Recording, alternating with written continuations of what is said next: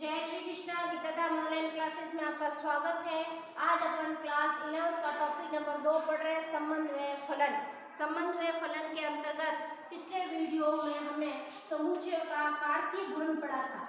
क्या पढ़ा था? समुच्चय का कार्तीय गुणन।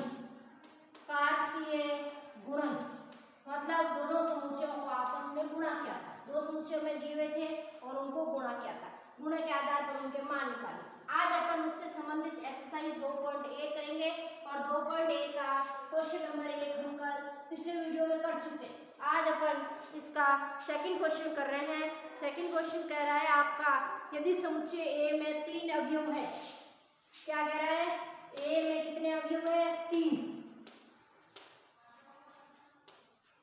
ए में 3 अवयव है तथा समुच्चय बी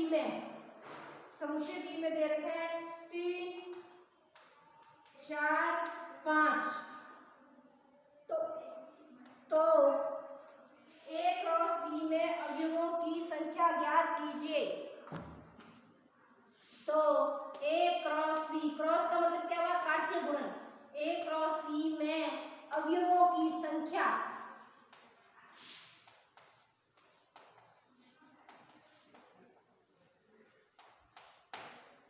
देखिए, हमें ए में 3 अवयव क्या रखे हैं, लेकिन है क्या हमें नहीं मालूम। तो हम अपने मन से ले लें ए में 3 अवयव। क्या लें? x, y, z। x, y, z। और b में क्या दे रखा है? 3, 4, 5। हमें क्या निकालना है? a cross b। क्या निकालना है? a cross b। a में कौन है? x, y, z। और b में कौन है? 3, 4, 5। कौन है? 3, 4, 5। हमें चाहिए a क्रॉस b। इसका मतलब पहला अवयव किसका आएगा? a का। जो आगे लिखा है समुच्चय उसका अवयव पहले आता है। देखिए इसको उठो x। इस x का b के सभी अवयवों से गुणा होगा तो क्या आएगा? x, 3। गुणा नहीं लिखोगे आप, इसको यूं लिखोगे। पहला अवयव a का, दूसरा अवयव b का। x का इन तीनों के साथ लिखेंगे तो x 4, फिर x 5 हो गया। अब दूसरा अवयव उठाओ a का। कौन है? y। y का इन तीनों के साथ गुणा। y 3, y 4 और y 5। देन a का तीसरा अवयव है z। z का b के साथ, तीनों के साथ बनेगा z 3, z 4 और z 5। इस तरह से a क्रॉस b में अवयवों की संख्या कितनी हुई? 1, 2, 3, 4, 5, 6, 7, 8, 9। कितने आए? 9। वो कह रहे हैं ना, a क्रॉस b में अवयवों की संख्या कितनी होगी? 9। इसका मतलब क्या हुआ? 3 × 3 कितने आए? 9। तो a क्रॉस b में अवयवों की संख्या होगी 9। इसी तरह देखिए question number 3। a cross b है तो इसमें पहले अवयव a का आएगा और फिर अवयव b का आएगा। अब देखिए इसी का तीसरा क्वेश्चन। यदि g, क्या दे रखा है? एक समुच्चय में दे रखा है g।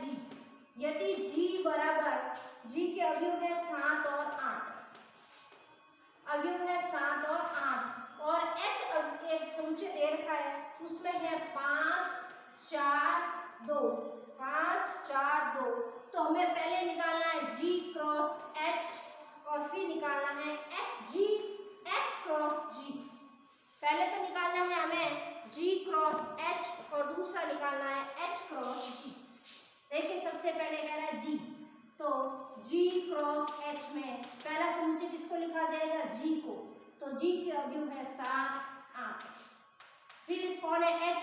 फिर h के अवयव लिखे जाएंगे 5, 4, 2। करें गुणा।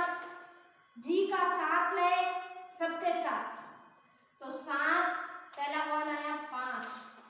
फिर 7, 4, 7, 2 हो गया। अब g का उठाओ 8।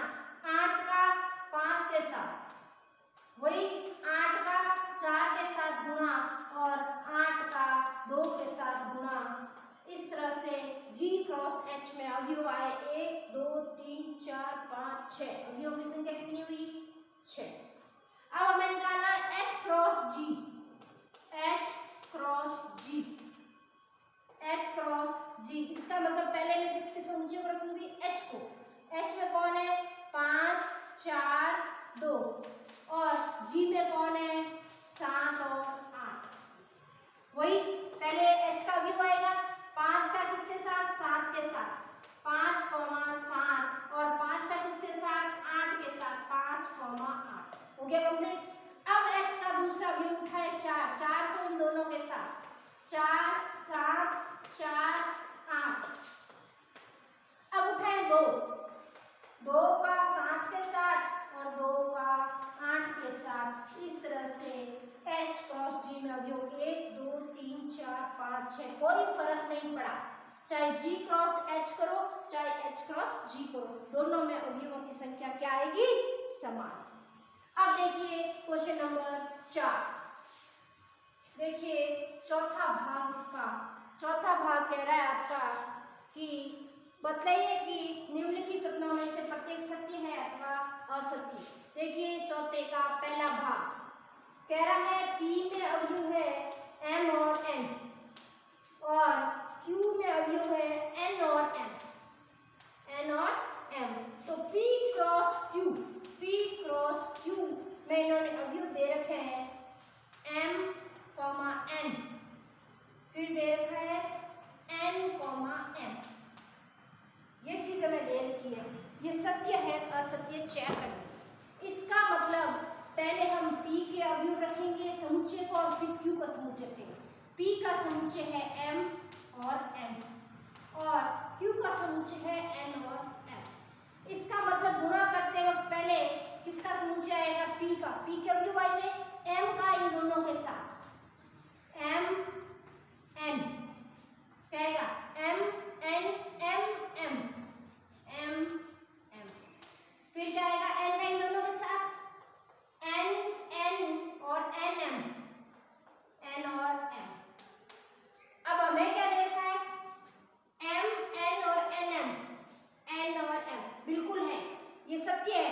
देखिए क्या हुआ P क्रॉस अपने M N आ रहा है, M और N आ रहा है और दूसरा कह रहा है N और M, N और M आ।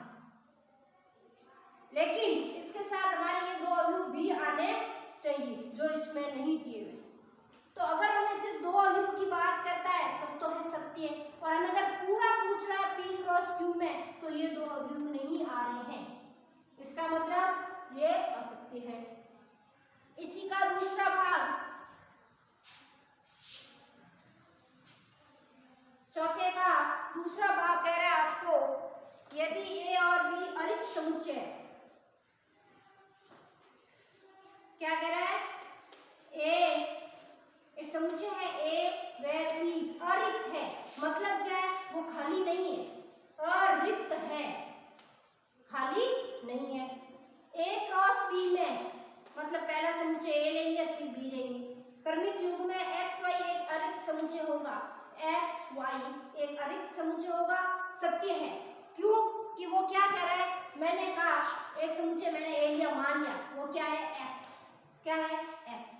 B में हमने क्या ले लिया y, हमें क्या चाहिए A क्रॉस B, क्या चाहिए A क्रॉस B, मतलब मैं पहले x रखूंगी और फिर y रखूंगी, मैं इनका गुणा करूंगी तो हमारे पास क्या आएगा x, y आएगा नहीं आएगा, x का किसके साथ y के साथ गुणा x y आएगा। तो हमें ये पूछ रहा है क्या इनके गुणे में x y का युग्म आएगा, आएगा।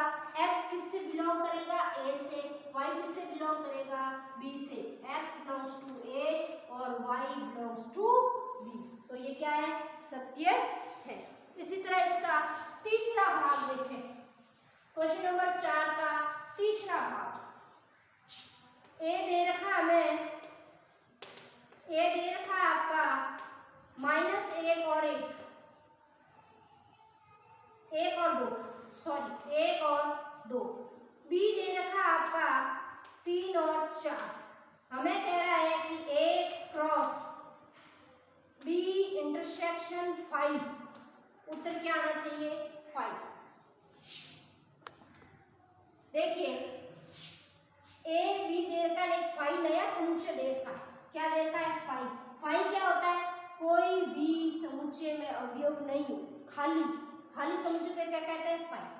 बी और फाई का इंटरसेक्शन करो, मतलब दोनों में कॉमन, दोनों में कॉमन, तो बी और फाई का इंटरसेक्शन क्या आएगा? फाई। क्योंकि बी में तारा 3 और 4, इसमें कुछ भी अवयव नहीं आ रहे, तो दोनों में कॉमन क्या हुआ? कुछ भी नहीं हुआ, तो लिखेंगे अपन ए क्रॉस बी इंटरसेक्शन फाई की वैल्यू क्या आई? फाई। क्या आई? फाई। अब कह रहा है ए का फाई से गुणा करें, ए का फाई से गुणा करें, ए में अवयव आ रहा है 1 2 और गुणा करना है फाई से। इसका मतलब इसमें कुछ अवयव है ही नहीं, तो आप गुणा कैसे करोगे? 1 का क्या लिखोगे इसके साथ? कुछ युग्म बन ही नहीं रहा है, एक के साथ कुछ नहीं लिख सकते, इसका मतलब इसका उत्तर क्या आएगा? फाई। क्या आएगा? फाई। एक में है अवयव लेकिन फाई में कोई अवयव नहीं है, तो इन दोनों का गुणा हमें वापस क्या देगा? फाई। क्या देगा? फाई। ये है आपका क्वेश्चन नंबर 4 के तीनों भाग। आज के लिए इतना ही।